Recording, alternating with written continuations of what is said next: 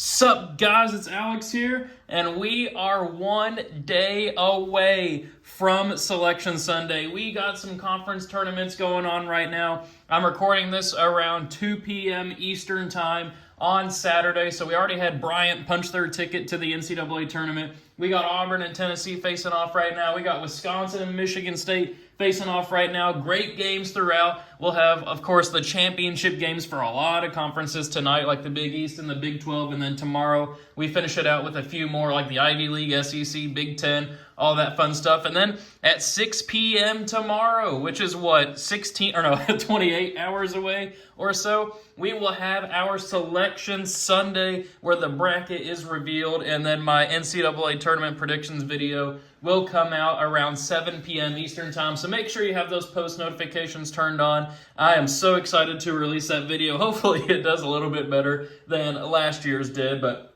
we'll see what happens there. But I kind of wanted to do a different type of video for today's bracketology because we did one yesterday where we walked through the NCAA Tournament. We'll do my own personal bracketology tomorrow morning, and then, of course, we'll have our actual NCAA Tournament predictions later that night. So a lot of bracket predictions and kind of talking through the bracket over the last couple of days and into tomorrow. And so what I wanted to do today is to do a bubble watch and look at teams that are currently on the bubble, kind of talk through some resumes here, see which teams we think should make the tournament, teams that we think don't quite have the resume to make the tournament, and then we'll just kind of see where we land. I think it's going to be pretty interesting. The bubble, I feel like, is actually kind of smaller this year than usual. Like, there really is only probably about 5 teams or so that are kind of on the bubble of making it in versus not making it in. A lot of teams haven't really made a case for themselves lately, which we'll get into here in a second. But I just want to say, with a day to go before the NCAA Tournament, thank you guys for all the support that you've given my channel over the last couple of months. We're hitting over 1,000 views, almost 2,000 views per video at this point for the bracketologies and for the conference tournament predictions. So I just want to say, if you're a new subscriber, welcome to the channel. Hopefully you stick around for a while. If you've been with me for a long time, thank you for sticking with me for a long time. I see a lot of people in the comment sections that I've been seeing for years. Always super fun to see you guys and try to interact as much as I can with you. And so let's go ahead and talk about the bubble. So I've brought in a couple of different kind of metrics here. We have Joe Lunardi's bubble. We have Jerry Palm's kind of last 4 in, first 4 out. And then we also have the bracket matrix, which I was kind of showing at the beginning of the video, where it's kind of showing, I think there's over 100 different types of brackets in here, different people's bracketologies. We have, of course, the main ones, ESPN and CBS leading it off. But then there's over 100 different ones that you can click on there. If you want to check it out for yourself, it's literally just bracketmatrix.com. It's a pretty cool site.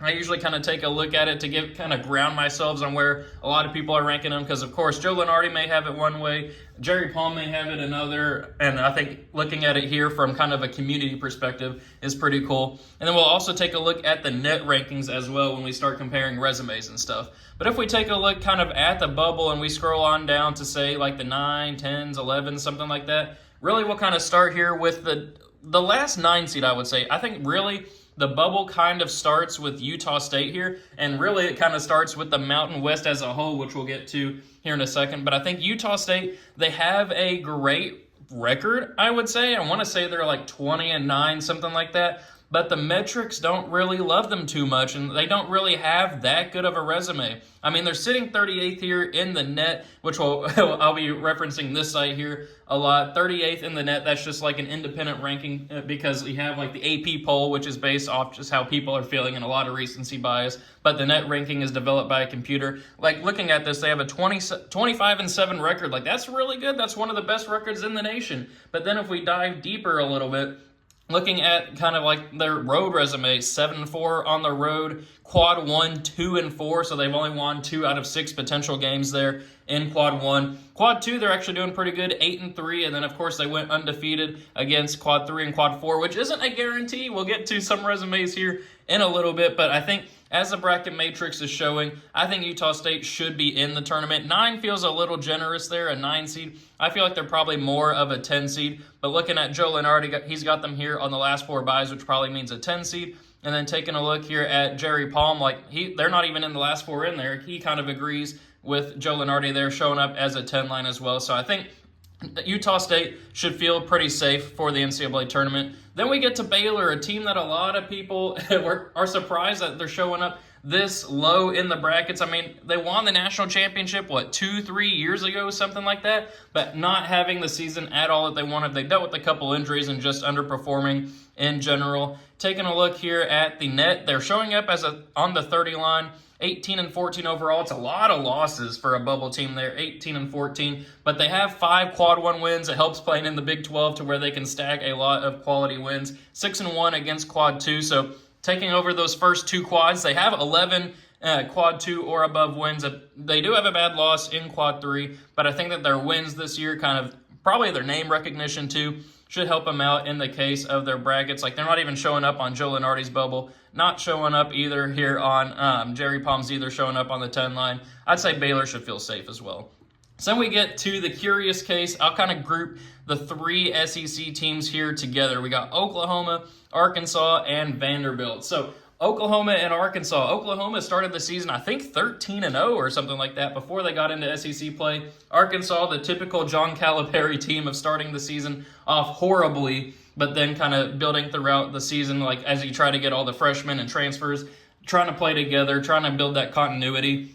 And then Vanderbilt, a team that's kind of just been hanging around the SEC all year, really on the bubble for the full year. I mean, they've been like a 9 seed or below, kind of on the 9 through 11, I would say, for most of the season there. SEC going to be sending likely 13 or 14 teams to the big dance. It'll be interesting to see what happens. Oklahoma had fallen off the map for a little bit, but they've come back. Same thing with Arkansas at the beginning of February. Arkansas was nowhere to be found in the bracketology, but they've been stacking up some quality wins. So you have Arkansas. We can take a look at them here first. 40th in the net, 20-13 overall record. So a lot of conference losses, 13 conference losses.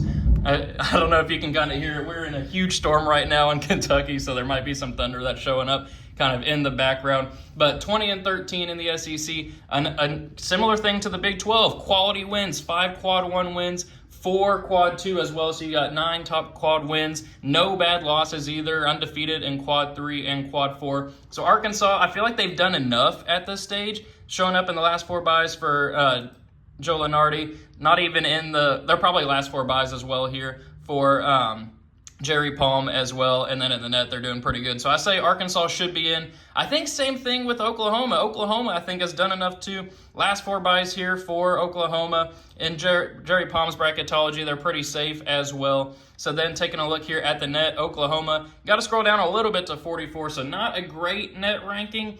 13 losses as well. They're pretty much all in conference as well. But same thing, SEC gives you a lot of opportunities to get quality wins. 7 quad 1 wins. I believe they also beat Michigan early in the season. Maybe, I know they played a very close game. I can't remember who won off the top of my head. But 11 overall top 2 quad wins. Very good season for them, or very good resume, I would say, for a bubble team. I think that they should be in at this stage. And then looking at Vanderbilt, similar story, similar kind of spot as Arkansas and Oklahoma, showing up as the 47th team in the net. 12 conference losses, 9 total quad 2 or above wins. No bad losses either. I think that they should be in as well. They're showing up as a last 4 in team. Same thing with Jerry Palm. I think he has them as like a 10 seed or something like that. Yeah, a 10 seed there. And then in the bracket matrix, they're showing up as the top 11 seed. So I think that they should be fine, but we'll see what happens there. So I think that they should be in. Then we get to a Big 12 team in West Virginia, one of the most inconsistent teams in the nation. They made it to like a 5 seed, I think, at some point in the bracketology. I won't spend too much time on them. I think that they should be in. Out of 106 possible total brackets, they're in 106, which is kind of the case here for most of the bracketology. If we take a look and I'm at their resume real quick, we might have to scroll down. To net 51 here. 13 conference losses, but 10 total quad 2 or above wins. No bad losses. West Virginia should be in. So then if we take a look here at, I'll kind of combine these 3 teams together. You got San Diego State, Boise State, and then Colorado State, who's not showing up on the bubble here because they're probably I think they're the highest seed left in the Mountain West tournament right now. But you have those 3 teams out of the Mountain West that are kind of looking like they may or may not make the tournament depending on what happens. San Diego State looked like they'd be in the tournament for pretty much the entire year, but have been faltering down the stretch. Lost kind of early in their conference tournament. You can see they're only in 98 of 106 total brackets. That's a team that's kind of scary at this point. If we look at their resume, 52nd in the net, only, I guess I say only 8, but they do have 8 quad 2 or above wins. They do have a quad 3 loss, so I think that they're going to be a last 4 in team, but they should be in. Boise State, a team that was kind of off the radar for most of the season. You can kind of see that they're right on the edge, 51st here, or in 51 out of 106 total brackets. Boise State playing for, I believe, the conference championship tonight against Colorado State. They have the ability to just lock it in. They don't have to worry about it if they beat Colorado State tonight, so that'll be a fun game to watch. Boise State looking at their metrics, and we can look at Colorado State's as well. Boise State up here at 43 in the net. 8 quad 1 wins, but you see this right here, a quad 3 loss and then a quad 4 loss. A very bad loss on Boise State's resume. If they don't win the conference tournament, I feel like they may be the first team out this year. I feel like Boise State might not have done enough over the course of the season, especially with that quad 4 loss. We'll see what happens, but they can control their own destiny tonight. Then looking here at Colorado State, similar story. They can book their trip to the NCAA Tournament tonight, not have to worry and stress out on Selection Sunday. But 50th in the net, 9 quad 2 or above wins, but then 2 quad 3 losses, so not the best look for Colorado State. I think that Colorado State's right there with Boise State. I think whoever loses that conference championship tonight will probably be the first team out of the NCAA tournament.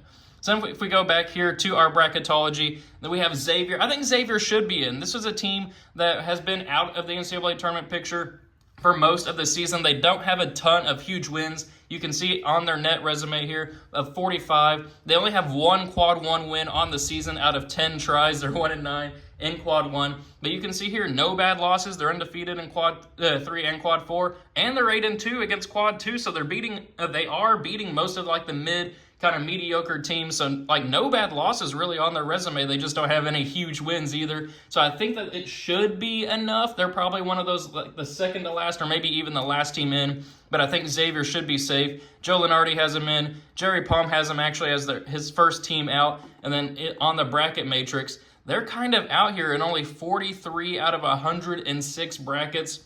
So overall, a lot of people have Xavier out. I feel like they probably should be like the last team in or so. We'll have to see what happens because they lost in, I believe, the quarterfinals of their conference tournament. So we'll just have to see what happens with Xavier. I think that they should be the last team in, but we'll see what happens. Then we get to the curious case of North Carolina. So North Carolina, this is going to be the team that everybody's talking about. Showing up in about half of brackets, 50 out of 106 there. Had a great chance to beat Duke last night without Cooper Flagg. I think that would have locked them into the tournament, probably as a bubble team, but they would have had a lot better resume with that win over Duke, and then also a chance just to book their trip to the tournament with a win in the ACC championship game. But as it stands, Joe Lenardi, second team out. Jerry Palm here, third team out. Bracket matrix, as I showed, 50 out of 106 brackets in there.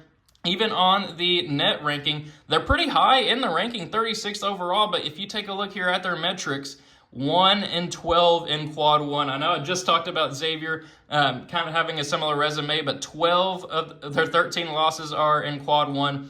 Only 1 quad 1 win. They had a chance last night, but then you see that quad 3 loss as well, 7-1 in quad 3. So we'll see what happens. I feel like they'll probably be one of the first teams out as well. I don't quite think they did enough. Who did they beat really this year? I don't think that they did enough to make the NCAA tournament, in my opinion. And then we'll kind of close it out here with the Big Ten teams. You have Ohio State, Indiana, and I guess I'll probably mention Texas here right after this, but I want to kind of group Indiana, Ohio State together. These two teams actually played each other last weekend. It was a big-time bubble game at Indiana. Ohio State had like a 10-point lead, but they blew it. Indiana won, and then Ohio State, of course, lost in the Big Ten tournament to Iowa. Just a bad loss that they couldn't afford. They needed to make a run in the Big Ten tournament, especially not to lose to Iowa. Ohio State, I feel like probably should be out of the tournament. As you see here in the bracket matrix, only 5 out of 106 brackets have them in there. I would be very surprised if they end up making the tournament. They're 41st in the net. They do have 9 quad 2 or above wins, so a lot of strong wins, but 15 losses, that's not good there. And then it's just they don't have an elite team this year, I feel like, or NCAA tournament team. 5 out of 106 brackets that they find themselves in right now, they're not going to make the tournament. But then Indiana, if we scroll back up here, Indiana in 86 out of 106 total brackets. I think that they did enough. I think that they'll be a last 4 in team. They've kind of been bouncing around the tournament cut line all year long. Mike Woodson already announced he's leaving at the end of the year. They had a huge losing streak at one point in the season, but I think they've got enough quality wins. Of course, the kind of tree topper, if you want to call it that, the cream of the crop win was a road win at Michigan State, which was very surprising. Jerry Palm has them in their last 4 in. Joe Lunardi has a first team out, so I mean, it's kind of right there on the cut line. Looking at the net as well, I think we probably will have to scroll down here, to 54 right there. 13 losses, 9 quad 2 or above wins. A lot of losses there, but all of Indiana's losses are quad 1 losses. So no losses to quad 2, 3, or 4. That's their saving grace. They have not a single bad loss on their resume. 4 quad wins as well. I think it'll be enough to squeak in. That's my prediction. So I think Indiana makes it in there. Ohio State obviously does not. North Carolina does not make it in. I think the loser of the Mountain West as well doesn't make it in. And then we'll kind of touch on Texas here. Right now they're showing up in 69 out of 106 brackets. That's the majority. I feel like that's kind of generous. I don't know if I would put Texas in there right now. Taking a look here at the net, if we scroll up to Texas, we see that they're 39th here, 15 losses. You see 5 losses in quad 2. 10 losses in quad 1, so not any terrible losses for Texas, but they don't have a winning record in quad 2. Like that's pretty bad too. 3-5, and plus the momentum right now, this team just doesn't really have any. They did just beat Texas A&M in double overtime in the SEC tournament, but before that they had lost I think 8 out of their last 10 games, just kind of limping to the finish line. So I don't think it's going to be enough for Texas to be able to make the NCAA tournament. So I know this is kind of a long video. We talked about a lot of teams in here, but if we take a look at the bracket matrix, we'll just kind of talk about who Joe Lunardi has on here. I'll give my final predictions, of course, and we'll see what ends up happening in the tournament tomorrow. So Oklahoma, they're in. Arkansas, in. West Virginia, in. Utah State, in. Vanderbilt, in. San Diego State, barely making it in. Xavier barely making it in. I think Boise State or Colorado State, whoever ends up losing that championship game, is actually out, and replace them with Indiana. I think Indiana makes it in. Then North Carolina just makes it out as well, barely missing the tournament. Missed out on that great opportunity for a win against Duke yesterday. And then everybody else here, Texas, Dayton, Ohio State, UC Irvine, North Texas, Wake Forest, they will all be out as well. Same thing here, kind of looking at Jerry Palm's bracketology. West Virginia in. Boise State, I don't think it's going to be enough. Indiana in. San Diego State, replace Xavier with Boise State there. And that's how I kind of see it as of right now for the NCAA tournament. But thank you guys for watching this video. I talked through a lot here. I know it was kind of not too visually appealing. And we talked about a lot, switching screens and all that. So if you watched the whole video, thank you guys for watching. I really hope you enjoyed it. Hopefully I had some good information in here for you, showing you the metrics, showing you different bracketologies, how the community sees it. And hopefully you got some value, at least, from watching an 18-minute video on a Saturday or Sunday, whenever you watch it. So thank you guys for watching. Thank you for sticking around. And I will see you all tomorrow on Selection Sunday. We're a day away.